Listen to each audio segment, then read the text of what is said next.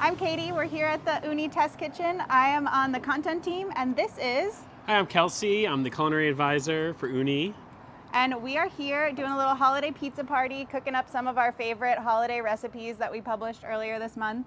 We're gonna make a Brussels sprouts gratin pizza, and we're gonna do a little pizza crostini using pizza dough instead of toast to do a burrata and troutware appetizer. So I think we'll start with a little Brussels sprouts gratin action. Sick. So, first, when you're making a pizza, we have our Coda 16. It's been preheating for about 45 minutes. We're gonna check the floor, you know? You don't wanna cook on a cold oven. So first thing we're gonna do is check the base, and we are looking at about 750. So that's perfect to cook a pizza right now. We'll pull out our dough and our toppings. So Brussels sprouts gratin pizza, you know, everyone loves, the favorite part of their holidays is the sides. So this is just a take on that in pizza form, you know? It's a very fun way to use leftovers, or if you're just doing a holiday party with your friends and want to cook a bunch of pizzas in the backyard. So I have my dough right here. It's been proofing for about 48 hours. And I'm gonna pull it out. And when I pull my dough out, I use a little bit of flour. It makes it easier, you know, I'll put some flour on my bench knife and I'll put some on the dough itself. And I want to make sure there's good flour on the bottom, so the bottom of the dough is not sticky. You can see that it has been, it's got a really nice dusting on it, and that way it doesn't stick when you start stretching it, you know, and it keeps its shape a little easier. So first, to start stretching a dough, I'm going to take my hands, I'm going to press straight down, and I'm going to leave a good crust. You'll see people who are stretching their dough and they push out and they push towards the crust. That's how you're gonna get thin spots. You know, I push straight down and I let the dough stretch itself out. If it's properly fermented and properly proofed and it's relaxed, it should do a lot of the work itself. And as you can see, I've left a nice crust around the edges. And I'm just gonna take my hands and just like work it around, get it to about 12 inches.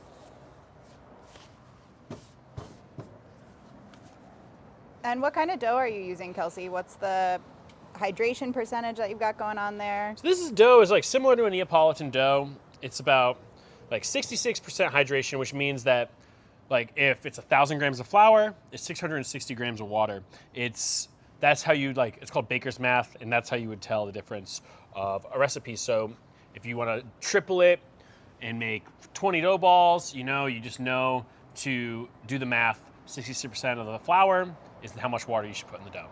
If you want to know a lot more about baker's math, you can check out our video. We've got videos on TikTok and YouTube walking through all of that good stuff. Sweet. So we got a dough stretched out to about 12 inches, and we're gonna start topping. First, we're gonna take some creme fraiche. And if you don't have creme fraiche, you can use heavy cream and just use a little less because it's a little thinner. And we're just gonna spread it around the bottom as a base. This is a pretty rich pizza. Obviously, gratin is a baked casserole style dish, not the healthiest thing in the world, but you know, it's the holidays, this is a party dish. It's fun. And we're gonna just get a nice coverage of that. We're gonna start topping with our cheese. We have 3 different cheeses on this pizza, so we're gonna do a little bit of each. First, we're gonna do our fresh mozzarella, and we're just gonna get a good coverage, a little bit on each slice. And then we have some Gruyere. And if you don't have Gruyere, you can use Gouda. You can use any kind of like semi-soft, nutty cheese that's gonna melt perfectly. This Gruyere is really nice. It's nutty, it's creamy. It almost tastes like it's toasted, which is nice. And then, so now we have our 2 cheeses on the bottom. We're gonna do our toppings. We have some Brussels sprouts that I've sliced really thin, like shaved, and tossed with olive oil and salt. And I let it sit for about 30 minutes, kind of softens them a little bit and helps get cooked. And these are raw, they have not been cooked. And we're just gonna top a little bit of that. And the goal when you're topping a pizza is to get a little bit on each bite. You don't wanna have a slice where there's no Brussels sprouts or there's no bacon. You want a little bit every time you bite the pizza, perfectly balanced. And then we'll take our bacon, which has been cooked off, and we're gonna do a little bit of that on each bite. And we have some shallots here that have been cooked in butter, softened a little bit, sliced very thin, and then cooked in a little bit of butter on medium heat for about 10, 15 minutes, just to soften them up, take a little bit of the tartness away, bring out the sweetness of the shallots. We do this with uncooked Brussels sprouts that just have a little olive oil on them, but I'm thinking like something I always make at the holidays is a honey and cayenne Brussels sprout, and I feel like you could just take some of those leftovers and pop them on this pizza. It'd be also good. Yeah, it's a blank canvas with this stuff. So I've topped it with a little bit of cheddar, which, you know, if you're doing a gratin, you see those casserole dishes with the bubbling yellow cheese on top. This is where you're gonna get that effect on this pizza. So we're topped and ready to rumble. So I'm gonna pick up my pizza with my peel, which is a very intimidating thing for people, but, you know, just slide it under and keep your thing down and give it a shimmy to make sure it's not sticking. And we're just gonna readjust it to make it into a perfect circle. And when you're launching a pizza, what you wanna do is almost like you're pulling the tablecloth out from a table. It's a very simple and swift motion, as you can see. And you know, if you yank it too hard or it's gonna stick to the peel, you don't give it that shimmy before, you'll end up with a football, which is fine, it still tastes great. So we have a hot fire. So what I'm gonna do is just turn the temperature down a little bit to about medium. That way the dough will cook a little evenly, you know, the top won't cook before the bottom or vice versa. And when we're cooking a pizza, I'm watching the back left corner of the dough. That's the spot closest to the flame. So this is a place where it's gonna get color quickest, and we're gonna touch it from that side, avoiding the back right corner. As you can see, it's got a nice golden brown color right there.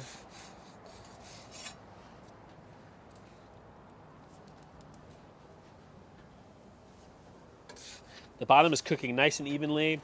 We're just watching for even brown color. We're watching the toppings to melt. It's pretty even. Yeah, the bottom's looking great.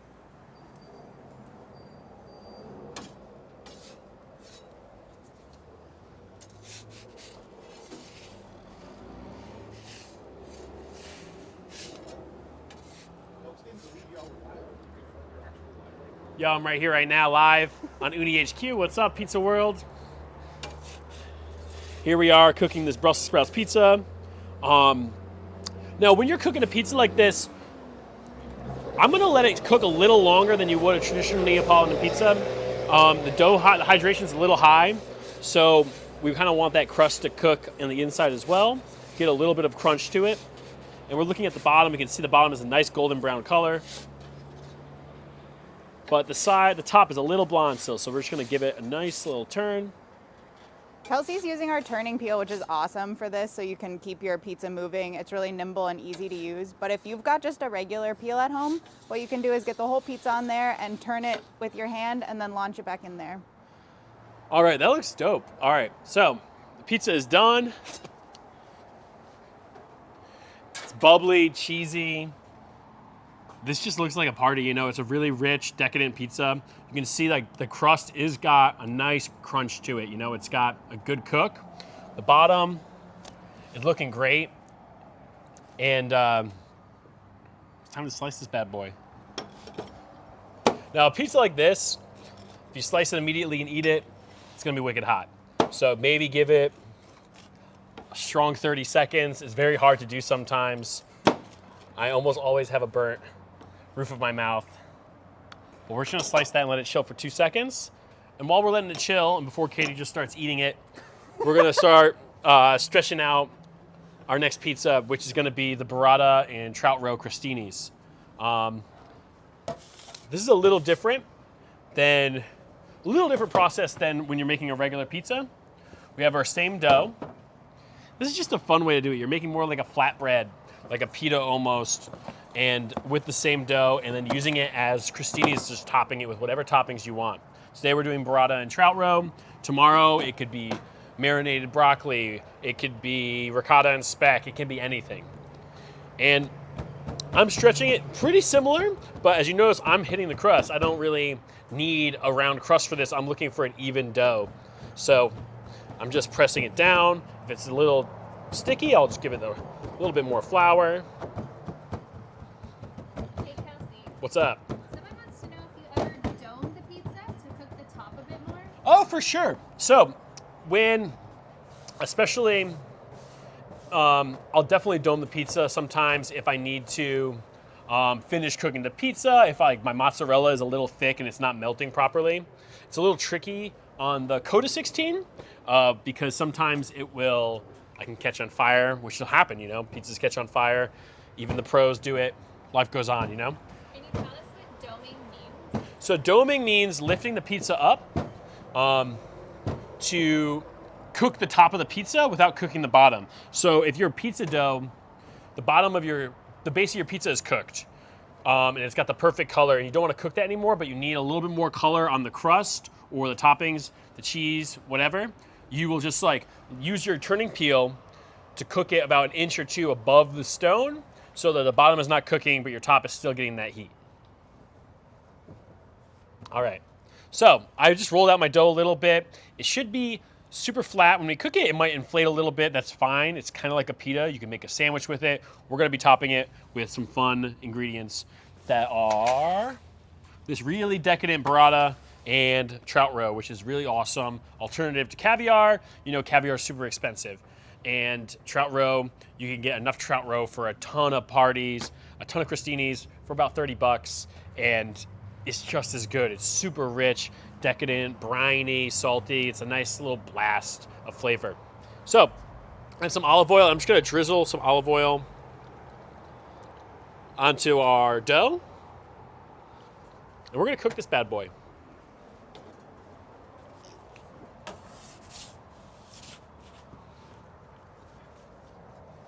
And of course, right before you launch it, give it a little shimmy, make sure it's not sticking to the peel.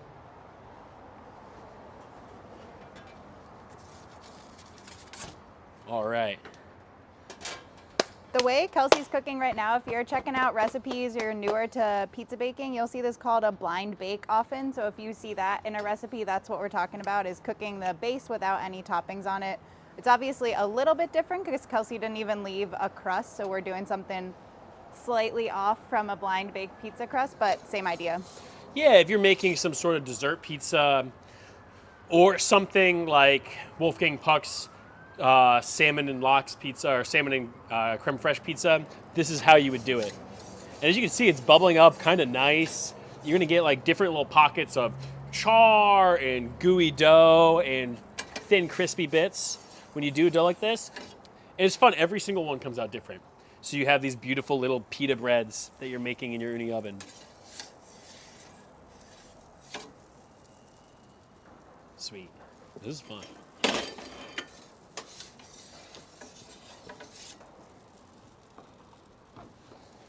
This is a fun alternative too for New Year's snacks. Now, I love holiday snack boards. I love charcuterie, dips, and this is just a fun little way to really use your Ooni oven and have fun with it. And people are not expecting to see this when you come to your New Year's Eve party. They're expecting the same little carrots with dip, and this is just a fun way to go all out for the holidays. I feel like this year they want a butter board, but I think we should give them burrata and trout. Yeah, burrata board is better.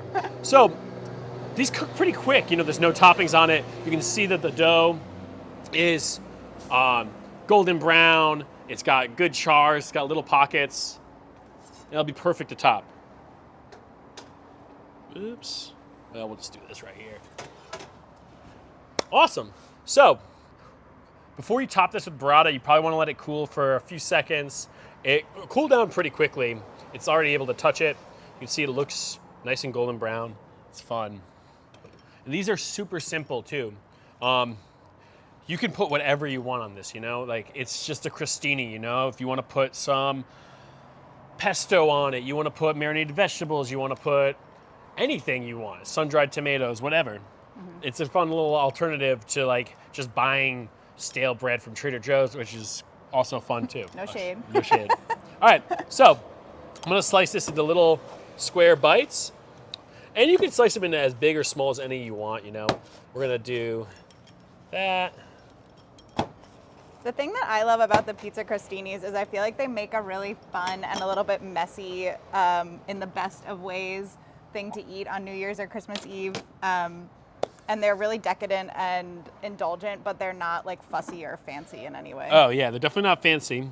So when you're topping a burrata crostini, our burrata is super decadent and rich, and it's super creamy. Have a towel, or you can wear gloves if you can, or you know, just go crazy and get after it. Because this is super messy, as you'll see in a second. So we have this beautiful burrata filled with stracciatella and cream, and it's super creamy, as you can see. And we're just gonna rip pieces and top these pieces of burrata bread. And you might be watching and going, wow, that's messy as heck. It's pretty messy, but it's so delicious when you try it. There's something about it too when we'll put the orange row on that's just so pretty and stunning on. We did this with a bunch of other pizza crostinis, and they're really colorful and fun and inviting. Awesome. And we'll just need one more little bite right there. Boom. Look at that. Nice, messy board. That's how you know you're eating good. We have our trout roe. And let me just wash my hands one more time. Now, trout roe, a little goes a long way. You could go ham, top every piece with a half a can if you want, but it's very salty, it's very briny, and it packs a lot of flavor. A little goes a long way. I'm coming to your house for the holidays if you're doing half a can on each of these slices. All right.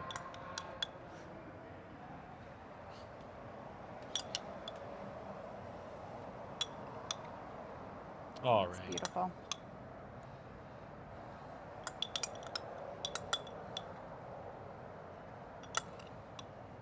This is another sort of infinitely riffable version too. If you have other kind of fish eggs that you prefer, like go crazy, don't feel in any way hemmed in by what we've chosen. You can just do sea salt and black pepper as well. You can do whatever you want, you know.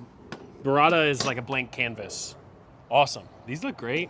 They do look good. All right, Kelsey, I think since I'm from Ohio, I should try the casserole pizza. Oh, yeah. And since you're a fancy chef, you should try the burrata. Awesome.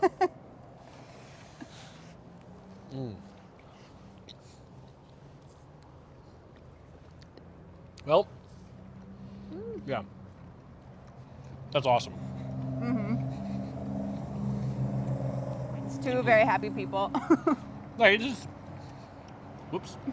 This is super simple, and it really blows people away. People are so impressed with burrata, and any way you can top burrata, people are going to look at you like you're an awesome chef, and it